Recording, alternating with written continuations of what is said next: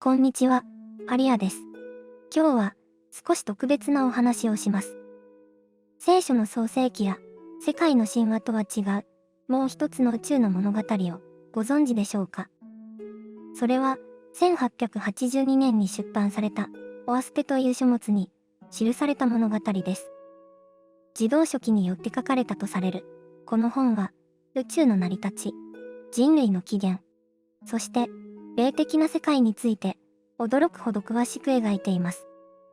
私たちは子供の頃から夜空を見上げ、星々の瞬きに心を奪われてきました。けれども、なぜ宇宙は存在するのか、なぜ人間はここに生まれてきたのかという根源的な問いに明確な答えを与えてくれるものは多くありません。科学が進歩してもなお、宇宙の始まりや生命の意味は完全には解明されていないのです。そんな中で、オアステはこれまでの宗教や科学とは異なる独自の答えを示しました。この第1話では、オアステが語る宇宙の根源と三層の世界、そして人類に最初の光をもたらした存在についてお話しします。オアステによると、宇宙の根源には、エオイと呼ばれる存在があります。英語では、ジェホビと記され、日本語にすると、永遠の霊的な源と訳されます。それは、人格を持つ神ではなく、特定の姿や形を持つ存在でもありません。むしろ、光そのものであり、音や振動として現れる根源的な意識だとされます。私たちが星の運行に秩序を見出すとき、それは、エオイの現れです。心の奥に響く、静かな直感や、ふとした時に感じる、温かい光もまた、エオイの気配だと言えるでしょう。つまり、オアステにおける神とは、個別に人間を裁いたり、奇跡をもたらしたりする存在ではありません。宇宙を成り立たせる、原理そのもの、すべての背後にある秩序の源が、エオイなのです。この視点に立つと、神は遠くの、絶対者ではなく、常に私たちを取り巻く自然の法則として、身近に感じられます。さらにオアステは、宇宙を3つの層に分けて、説明します。第1は、コーポア、つまり物質界です。ここには、星や惑星、山や海、大地や大気、動植物、そして、私たちの肉体が含まれます。触れることができ、科学的に観測できる世界であり、私たちが日常的に生きている現実そのものです。第2は、S、霊界です。人が死んだ後に移行する領域であり、肉体を離れた魂たちが暮らしています。地球の周囲に広がり、少女と死者をつなぐ橋渡しの場とも言えるでしょう。ここには人間の思念や感情が蓄積されており、その影響は地上にも及びます。怒りや嫉妬の想念は重く人を縛り、愛や祈りの思いは光となって周囲を癒す。S はそうしたエネルギーの集積地でもあるのです。第3はエテリア、工事の霊界です。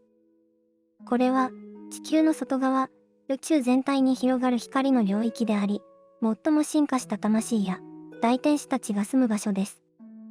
そこでは、この欲望や争いは存在せず、すべてが調和し、エオイの意志を直接受け取って行動する世界です。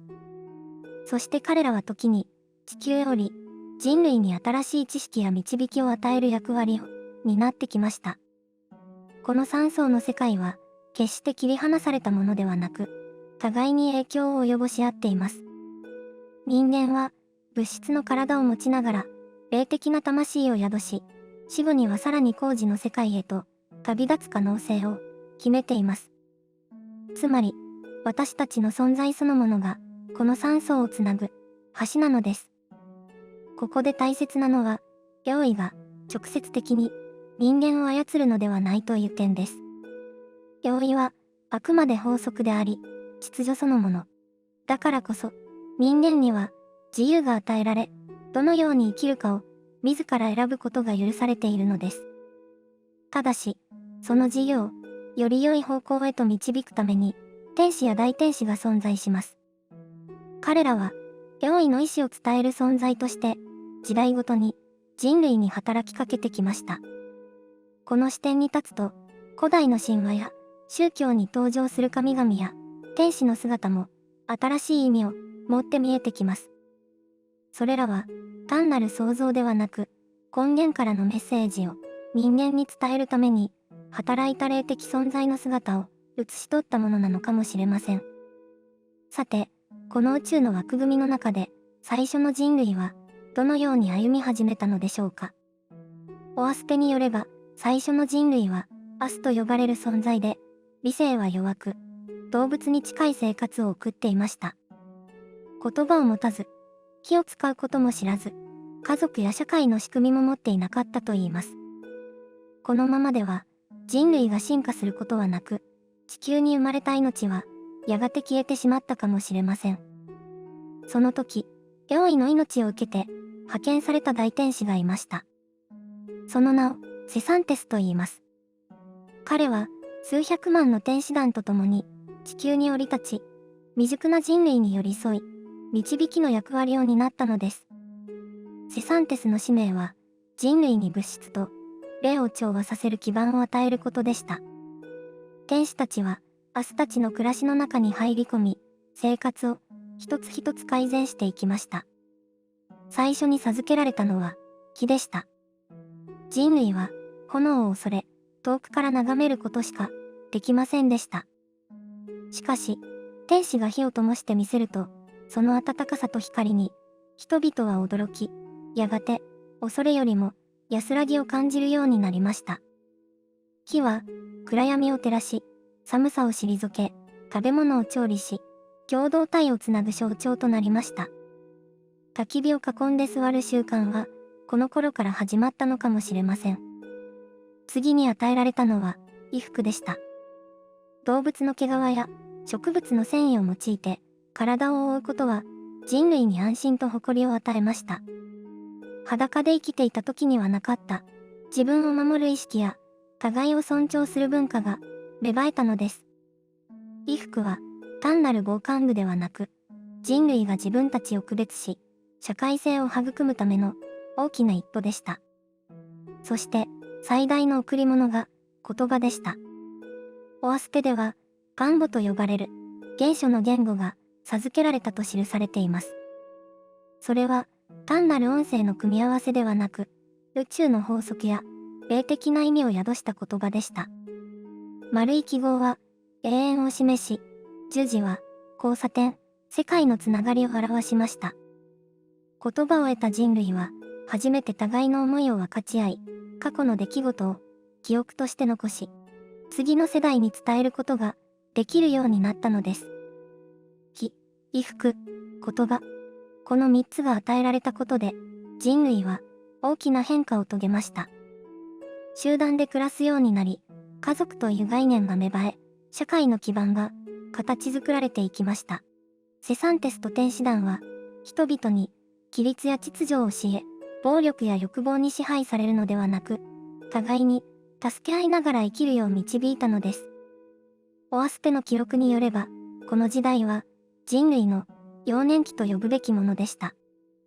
セサンテスは父や母のように人類を見守り、400年もの間、人々を成長へと導いたとされています。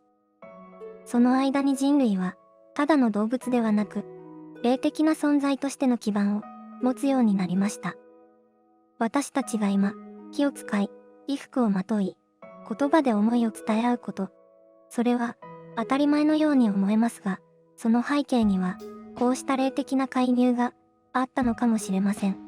日常の小さな道具や文化の背後に、宇宙からの贈り物があったと考えると、日々の営みが少し違って見えてきます。セサンテスの物語は、ただの伝説ではなく、現代を生きる、私たちへの問いかけでもあります。あなたは今、どのように光を使っていますか？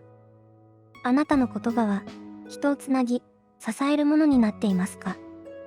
火や言葉の本当の意味を思い出すとき、私たちは、再び宇宙と調和する生き方を取り戻せるのかもしれません。